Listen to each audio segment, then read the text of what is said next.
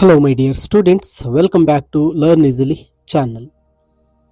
ಈ ಒಂದು ವಿಡಿಯೋದಲ್ಲಿ ನಾವು drought story by Sarat Chandra Chatterjee ಈ ಒಂದು ಕಥೆಯ ಕನ್ನಡದ ಒಂದು ಸಂಪೂರ್ಣ ಸಾರಾಂಶವನ್ನ ಇಲ್ಲಿ ಕಲಿಯೋಣ. ಶರತ್ ಚಂದ್ರ ಚಟರ್ಜಿರವರ ಈ ಡ್ರಾಟ್ ಬರ ಕಥೆಯು ಕಾಶೀಪುರ ಗ್ರಾಮದ ಒಂದು ತೀವ್ರ ಬಡತನ ಮತ್ತು ಸಾಮಾಜಿಕ ಅನ್ಯಾಯದ ಒಂದು ವಿನಾಶಕಾರಿ ಪರಿಣಾಮಗಳನ್ನ ಎತ್ತಿ ತೋರಿಸುತ್ತೆ. ಈ ಕತೆ ಆಳುವ ಧಾರ್ಮಿಕ ಮತ್ತು ಭೂಮಾಲೀಕ ವರ್ಗದವರು ಬಡವರ ಬಗ್ಗೆ ಅನುಸರಿಸುವಂತಹ ಒಂದು ಕಳ್ಳ ನೈತಿಕತೆ ಅಥವಾ ಪೊಳ್ಳು ನೈತಿಕತೆ ಮತ್ತು ಅಮಾನವೀಯತೆಯನ್ನ ಟೀಕಿಸುವಂತಹ ಕಥೆಯಾಗಿರುತ್ತೆ. ಇಲ್ಲಿ ಮೊದಲಿಗೆ ಪಾತ್ರಗಳಿಗೆ ಬಂದಾಗ ಈ ಒಂದು ಕಥೆಯ ಮುಖ್ಯ ಪಾತ್ರ ಗಫೂರ್ ತನ್ನ ಮಗಳೊಂದಿಗೆ ಒಂದು ಪಾಳು ಬಿದ್ದ ಗುಡಿಸಿಲಿನಲ್ಲಿ ವಾಸ ಮಾಡತಕ್ಕಂತಹ ಒಬ್ಬ ಬಡ ನೇಕಾರ ಮತ್ತೆ ಒಬ್ಬ ವಿದುರನಾಗಿರ್ತಾನೆ. ಅನಾರೋಗ್ಯ ಮತ್ತು ಹಸಿವಿನ ನಡುವೆಯೂ ಆತ ತನ್ನ ಎತ್ತು ಮಹೇಶನನ್ನ ಅಪಾರವಾಗಿ ಪ್ರೀತಿಸ್ತಾನೆ. ಇನ್ನು ಗಫಾರ್ನ ಮಗಳು ಅಮೀನಾ ಗಫಾರ್ನ 10 ವರ್ಷದ ತಾಯಿ ಇಲ್ಲದ ಮಗಳು. ಆಕೆ ಕರ್ತವ್ಯನಿಷ್ಠ ಮತ್ತು ಶಾಂತ ಸ್ವಭಾವದವಳು. ಹಸಿವು ಮತ್ತು ನೀರಿಗಾಗಿ ಪಡುವ ಕಷ್ಟಗಳನ್ನ ಸಹಿಸಿಕೊಳ್ತಾಳೆ. ಇನ್ನು ಮಹೇಶ್ ಗಫೂರ್ನ ಒಂದು ಮುದಿ ಎತ್ತು. ಇದು ಬರಗಾಲದ ಮುಗ್ಧ ಬಲುಪಶುಗಳನ್ನ ಪ್ರತಿನಿಧಿಸುತ್ತೆ. ತೀವ್ರ ಹಸಿವು ಮತ್ತು ಬಾಯಾರಿಕೆಯಿಂದ ಬಳಲಿ ಕೊನೆಗೆ ದುರಂತ ಸಾವನ್ನ ಕಾಣತಕ್ಕಂಥದ್ದು ಈ ಮಹೇಶ ಒಂದು ಎತ್ತಾಗಿರುತ್ತೆ. ಇನ್ನು ತರ್ಕರತ್ನ ಮೇಲ್ಜಾತಿಗಳ ಬೂಟಾಟಿಕೆಯನ್ನ ಪ್ರತಿನಿಧಿಸುವ ಇವು ಹಳ್ಳಿಯ ಅರ್ಚಕನಾಗಿರುತ್ತಾನೆ. ಆತ ಪವಿತ್ರ ಎತ್ತಿನ ಬಗ್ಗೆ ಧಾರ್ಮಿಕ ಆಚರಣೆ ಮತ್ತು ಕಾಳಜಿಯನ್ನ ಒತ್ತಾಯಿಸ್ತಾನೆ, ಆದರೆ ಯಾವುದೇ ನಿಜವಾದ ಸಹಾಯ ಅಥವಾ ಕರುಣೆಯನ್ನ ತೋರಲು ನಿರಾಕರಿಸ್ತಾನೆ. ಇನ್ನು ಶಿಬು ಬಾಬು ಕಾಶೀಪುರದ ಕ್ರೂರ ಭೂಮಾಲೀಕ ಜಮೀನ್ದಾರನಾಗಿರ್ತಾನೆ. ಆತ ಗಫೂರ್ನ ಹುಲ್ಲಿನ ಪಾಲನ್ನ ತಡೆ ಹಿಡಿದು ಮತ್ತು ಆತನ ಉದ್ದತನಕ್ಕೆ ಒಡೆಯಲು ಆದೇಶಿಸುವ ಮೂಲಕ ಆತನನ್ನ ಶೋಷಣೆ ಮಾಡ್ತಾನೆ. ಇವು ಈ ಕಥೆಯಲ್ಲಿ ಬರ್ತಕ್ಕಂತಹ ಪಾತ್ರಗಳು. ಇನ್ನು ಈ ಕಥೆಗೆ ಬಂದಾಗ ಆ ಒಂದು ಹಳ್ಳಿ ಏನು ಆ ಭೂಮಾಲೀಕ ಅಥವಾ ಈ ಗಫೂರ್ ವಾಸ ಮಾಡತಕ್ಕಂತಹ ಕಾಶೀಪುರ ಅಂತಕ್ಕಂತಹ ಹಳ್ಳಿ ಒಂದು ಪರಿಸರ ಮತ್ತು ಸಾಮಾಜಿಕ ಸಂಕಷ್ಟಗಳ ಸಮಯದಲ್ಲಿ ನೇಕಾರ ಗಫೂರ್ನ ಕಥೆಯನ್ನ ಇಲ್ಲಿ ತೋರಿಸುತ್ತೆ. ಈ ಒಂದು ಕಾಶೀಪುರ ಒಬ್ಬ ಕ್ರೂರ ಜಮೀನ್ದಾರನ ಒಂದು ಆಳ್ವಿಕೆಯಲ್ಲಿದ್ದಂಥ ಒಂದು ಸಣ್ಣ ಗ್ರಾಮವಾಗಿರುತ್ತೆ. ಅಲ್ಲಿ ಬಾಡಿಗೆದಾರರು ಸ್ಪಷ್ಟವಾದ ಅನ್ಯಾಯವನ್ನು ನೋಡಿ ಸಹ ಅದರ ವಿರುದ್ಧ ಧ್ವನಿ ಎತ್ತಲು ಹೆದರ್ತಾ ಇರ್ತಾರೆ.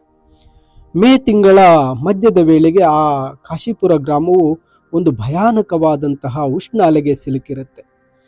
ತೀವ್ರವಾದಂತಹ ಬಿಸಿಲು, ಮೋಡಗಳಿಲ್ಲದ ಆಕಾಶದಿಂದ ಬೆಂಕಿ ಸುರಿಸ್ತಾ ಇರುತ್ತೆ. ಮತ್ತೆ ಭೂಮಿಯು ಸಾವಿರಾರು ಬಿರುಕುಗಳಾಗಿ ಸೀಳಿರುತ್ತೆ.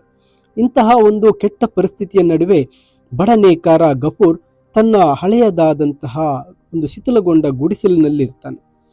ಅವನ ಮನೆ ಮಣ್ಣಿನ ಗೋಡೆಗಳು ಕುಸಿದು ಬಿದ್ದಿರುತ್ತೆ. ಅವನ ಕುಟುಂಬಕ್ಕೆ ಯಾವುದೇ ಒಂದು ಗೌಪ್ಯತೆ ಇರೋದಿಲ್ಲ, ಅಂದ್ರೆ ಯಾವುದೇ ಪ್ರೈವೇಸಿ ಕೂಡ ಒಂದು ಸೆಕ್ಯೂರಿಟಿ ಇರೋದಿಲ್ಲ. ಗಫೂರ್ ಅಲ್ಲಿ ತನ್ನ 10 ವರ್ಷದ ಮಗಳು ಅಮೀನಾ ಮತ್ತು ತನ್ನ ಪ್ರೀತಿಯ ಎತ್ತು ಮಹೇಶನೊಂದಿಗೆ ವಾಸವಾಗಿರುತ್ತಾನೆ. ಈ ಹಳ್ಳಿಯ ಗಣ್ಯರ ಒಂದು ಪೊಳ್ಳು ನೈತಿಕತೆಯನ್ನ ಅರ್ಚಕ ತರ್ಕರತ್ನ ಮೂಲಕ ಇಲ್ಲಿ ಕಾಣಬಹುದಾಗಿರುತ್ತೆ. ಅತಿಯಾದ ಒಂದು ಬಿಸಿಲಿದ್ದಂತಹ ಒಂದು ದಿನ ಆ ತರ್ಕರತ್ನ ಗಫೂರ್ನ ಮನೆ ಬಳಿ ಬರ್ತಾನೆ. ಅಲ್ಲಿ ಬಬುಲ್ ಮರಕ್ಕೆ ಆ ಮಹೇಶ ಎತ್ತನನ್ನ ಕಟ್ಟಿ ಹಾಕಿರ್ತಕ್ಕಂಥದ್ದನ್ನು ನೋಡಿದಂತಹ ಅರ್ಚಕ ಕೋಪಗೊಳ್ತಾನೆ. ಅದು ಪ್ರಾಣಿಯ ಕಲ್ಯಾಣಕ್ಕಾಗಿ ಅಲ್ಲ, ಬದಲಿಗೆ ಹಿಂದೂ ಗ್ರಾಮದಲ್ಲಿ ಇಂತಹ ಸ್ಥಿತಿಯಲ್ಲಿ ಎತ್ತಿರುವುದು ಧರ್ಮಕ್ಕೆ ಮಾಡಿದ ಅವಮಾನ ಅಂತ ಆತ ಭಾವಿಸ್ತಾನೆ. ತೀವ್ರ ಜ್ವರದಿಂದ ನಡುಗುತ್ತಿದ್ದ ಗಫೂರ್ ತನ್ನ ಅಸಹಾಯಕತೆಯನ್ನ ವಿನಂತಿಸ್ತಾನೆ. ಬರಗಾಲದಿಂದಾಗಿ ಎಲ್ಲವೂ ಸುಟ್ಟು ಕರಕಲಾಗಿರೋದ್ರಿಂದ ಮೇಯಲು ಹುಲ್ಲು ಬಾಕಿ ಇರೋದಿಲ್ಲ ಅಂತ ವಿವರಿಸ್ತಾನೆ. ಅಲ್ಲದೆ ಭೂಮಾಲೀಕ ಹಳೆಯ ಸಾಲಕ್ಕಾಗಿ ಗಫೂರ್ನ ಪಾಲಿನ ಸಂಪೂರ್ಣ ಹುಲ್ಲನ್ನ ತಡೆ ಹಿಡಿದಿರ್ತಾನೆ. ಪ್ರಾಣಿಗೆ ತಿನ್ನಲು ಏನೂ ಇರೋಲ್ಲ ಮತ್ತು ತನ್ನ ಮನೆಯ ಸೋರುವ ಮೇಲ್ಛಾವಣಿಯನ್ನು ಸರಿಪಡಿಸಲು ಗಫೂರ್ನ ಬಳಿ ಒಂದು ಹುಲ್ಲು ಸಹ ಇರೋದಿಲ್ಲ. ಗಫೂರ್ನ ಹತಾಶ ಸ್ಥಿತಿಯ ನಡುವೆಯೂ ತರ್ಕರತ್ನ ಕರುಣೆ ತೋರಿಸಲ್ಲ. ಗಫೂರ್ನ ಸ್ವಲ್ಪ ಹುಲ್ಲಿಗಾಗಿ ಬೇಡಿದಾಗ ಅರ್ಚಕನು ನಿರಾಕರಿಸಿ ಅಲ್ಲಿಂದ ಹೊರಟು ಹೋಗ್ತಾನೆ. ಗಫೂರ್ ಆ ಮಹೇಶ ಕೇವಲ ಅದು ಒಂದು ಪ್ರಾಣಿಯಲ್ಲ, ಆತ 8 ವರ್ಷಗಳಿಂದ ಕುಟುಂಬಕ್ಕೆ ಸೇವೆ ಸಲ್ಲಿಸಿದ ಒಂದು ಮಗನಂತೆ ಆ ಒಂದು ಎತ್ತು ಮಹೇಶನನ್ನ ನೋಡ್ಕೊಳ್ತಾ ಇರ್ತಾನೆ. ಗಫೂರ್ ಎತ್ತಿನೊಂದಿಗೆ ಆಳವಾದ ಒಂದು ಭಾವನಾತ್ಮಕ ಸಂಬಂಧವನ್ನು ಹೊಂದಿದ್ನು. ಮತ್ತೆ ಅದಕ್ಕೆ ಆಹಾರ ನೀಡಲು ಸಾಧ್ಯವಾಗದಿದ್ದಕ್ಕಾಗಿ ಅದರ ಬಳಿ ಅಳುತ್ತಾ ಪಿಸುಮಾತಿನಲ್ಲಿ ಮಹೇಶ ಎತ್ತಿಗೆ ಸಮಾಧಾನವನ್ನ ಹೇಳ್ತಾ ಇದ್ನು. ಒಂದು ದೊಡ್ಡ ತ್ಯಾಗದ ಕ್ಷಣದಲ್ಲಿ ಮುಂದಿನ ಮಳೆಗಾಲದಲ್ಲಿ ತನ್ನ ಗುಡಿಸಲು ಕುಸಿದು ಬೀಳುತ್ತದೆ ಎಂದು ಆ ಗಫೂರ್ ತಿಳಿದಿರ್ತಾನೆ. ಗಫೂರ್ ರಹಸ್ಯವಾಗಿ ತನ್ನ ಮನೆಯ ಮೇಲ್ಛಾವಣಿಯಿಂದ ಹಳೆಯ ಹುಲ್ಲನ್ನ ಕಿತ್ತು ಮಹೇಶನಿಗೆ ತಿನ್ನಿಸ್ತಾ ಇರ್ತಾನೆ. ಅವನ ಬಡತನ ಎಷ್ಟಿತ್ತೆಂದರೆ ಅವನು ಆ ಎತ್ತಿಗೆ ನೀಡಲು ಗಂಜಿ ನೀರು ಕೇಳಿದಾಗ ಅಮೀನ ಅದು ಪಾತ್ರೆಯಲ್ಲಿ ಒಣಗಿ ಹೋಗಿದೆ ಅಂತ ಹೇಳಬೇಕಾಗಿತ್ತೆ. ಆ ರೀತಿಯ ಒಂದು ಬಡತನದಲ್ಲಿರ್ತಾನೆ. ಹಸುವಿನಿಂದ ಕಂಗೆಟ್ಟ ಮಹೇಶನು ಹಗ್ಗ ಕತ್ತರಿಸಿಕೊಂಡು ಭೂಮಾಲೀಕನ ತೋಟಕ್ಕೆ ನುಗ್ಗಿ ಹೂಗಳನ್ನು ತಿಂದು ಜೋಳವನ್ನ ಹಾಳು ಮಾಡಿದಾಗ ಪರಿಸ್ಥಿತಿ ಮತ್ತಷ್ಟು ಹದಗೆಡುತ್ತೆ. ಈ ಗೊಂದಲದ ನಡುವೆ ಎತ್ತು ಆಕಸ್ಮಿಕವಾಗಿ ಭೂಮಾಲೀಕನ ಕಿರಿಯ ಮಗಳಿಗೆ ಗಾಯಗೊಳಿಸ್ಬಿಡುತ್ತೆ.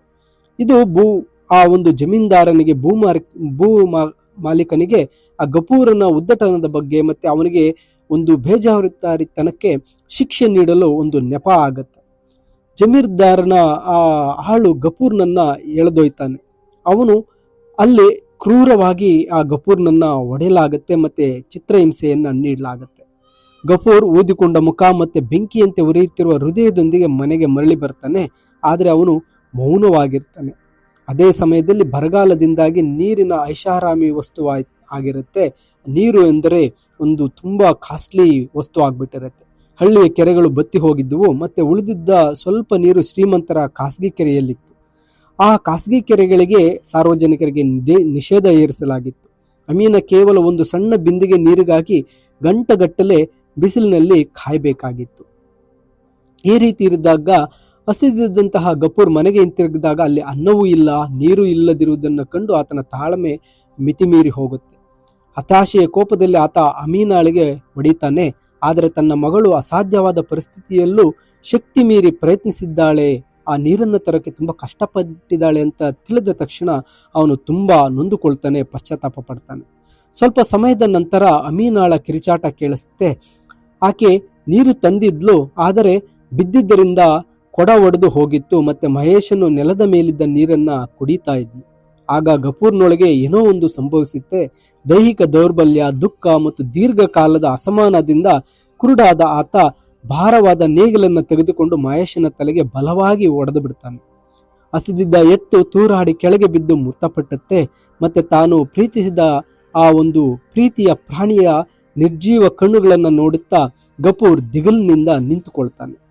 ಈ ಘಟನೆಯ ನಂತರ ಹಳ್ಳಿಯವರು ಯಾವುದೇ ದಯೆ ತೋರಿಸೋದಿಲ್ಲ. ನೆರೆಹೊರೆಯವರು ಕೇವಲ ಪವಿತ್ರ ಪ್ರಾಣಿಯನ್ನ ಕೊಂದ ಪಾಪದ ಬಗ್ಗೆ ಮಾತಾಡ್ತಾರೆ. ಮತ್ತೆ ಭೂಮಾಲೀಕ ಹಾಗೂ ತರ್ಕರತ್ನ ಆತನಿಗೆ ವಿಧಿಸಬೇಕಾದ ದುಬಾರಿ ಧಾರ್ಮಿಕ ಪ್ರಾಯಶ್ಚಿತ್ತದ ಬಗ್ಗೆ ಚರ್ಚಿಸ್ತಾರೆ. ಇದು ಆ ಗಫೂರನಿಗೆ ತಿಳಿಯುತ್ತೆ. ಮಾನವ ಜೀವಕ್ಕಿಂತ ಆಚರಣೆಗಳಿಗೆ ಬೆಲೆ ನೀಡುವ ಸಮಾಜದಲ್ಲಿ ತನಗೆ ಉಳುಗಾಲವಿಲ್ಲ ಅಂತ ಅರ್ಥಕೊಳ್ತಾನೆ. ಗಫೂರ್ ಅಲ್ಲಿಂದ ಓಡಿ ಹೋಗಲು ನಿರ್ಧರಿಸ್ತಾನೆ. ಮಧ್ಯರಾತ್ರಿಯಲ್ಲಿ ಆತ ಅಮೀನಾಳನ್ನ ಎಬ್ಬಿಸಿ ಬೇರೆ ಕಡೆಗೆ ಒಂದು ಸೆಣಬಿನ ಗಿರಣಿಗಳ ಕಡೆಗೆ ಹೋಗಲು ಸಿದ್ಧನಾಗ್ತಾನೆ. ಅಂತಹ ಸ್ಥಳಗಳಲ್ಲಿ ಧರ್ಮ ಮತ್ತು ಗೌಪ್ಯತೆ ಇರೋದಿಲ್ಲ ಅಂತ ಆತ ಭಾವಿಸ್ತಾನೆ. ಈ ಹಿಂದೆ ಹೋಗಲು ನಿರಾಕರಿಸ್ತಾನೆ. ಮತ್ತೆ ಆದರೆ ಅವನಿಗೆ ಬೇರೆ ದಾರಿಯೇ ಇರೋದಿಲ್ಲ. ಅವರು ಹೊರಡುವಾಗ ಎತ್ತಿನ ಪ್ರಾಯಶ್ಚಿತ್ತಕ್ಕಾಗಿ ತನ್ನಲ್ಲಿದ್ದ ಅಲ್ಪ ಸ್ವಲ್ಪ ವಸ್ತುಗಳನ್ನ ಒಂದು ಹಿತ್ತಾಳೆ ತಟ್ಟೆ ಮತ್ತೆ ಬಟ್ಟಲನ್ನ ಬಿಟ್ಟು ಹೋಗ್ತಾನೆ.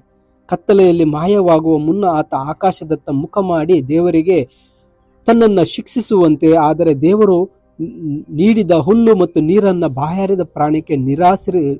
ಬಾಯಾರಿಕೆಯಾದಂತಹ ಪ್ರಾಣಿಗೆ ನಿರಾಕರಿಸಿರೋದನ್ನ ಎಂದಿಗೂ ಕ್ಷಮಿಸದಂತೆ ಪ್ರಾರ್ಥನೆ ಮಾಡ್ತಾನೆ. ಇಲ್ಲಿ ಗಫೂರ್ ಹೋಗುವ ಮುಂದೆ ಆ ದೇವರನ್ನ ತಲೆ ಎತ್ತಿ ಆ ಒಂದು ಪ್ರಾಣಿಯನ್ನ ಕೊಂದದ್ದಕ್ಕಾಗಿ ತನ್ನನ್ನು ಶಿಕ್ಷಿಸು ದೇವರೇ ಅಂತ ಕೇಳ್ತಾನೆ. ಮತ್ತೆ ಅಂತಹ ಒಂದು ಬಾಯಾರಿದ ಪ್ರಾಣಿಗೆ ಹುಲ್ಲು ಮತ್ತು ನೀರನ್ನ ಕೊಡದೆ ನಿರಾಕರಿಸಿರ್ತಕ್ಕಂತಹ ಈ ಒಂದು ದುಷ್ಟ ಜನರನ್ನ ನೀನು ಎಂದಿಗೂ ಕ್ಷಮಿಸಬೇಡ ದೇವರೇ ಅಂತ ಪ್ರಾರ್ಥಿಸುತ್ತಾ ಅಲ್ಲಿಂದ ಹೊರಡ್ತಾನೆ. ಮೈ ಡಿಯರ್ ಸ್ಟೂಡೆಂಟ್ಸ್, ಇದು ಶರತ್ ಚಂದ್ರ ಚಟರ್ಜಿ ಅವರು ಬರೆದಿರ್ತಕ್ಕಂತಹ ಡ್ರಾಟ್ ಬರ ಈ ಒಂದು ಕಥೆಯ ಕನ್ನಡದ ಸಾರಾಂಶ ಆಗಿದೆ.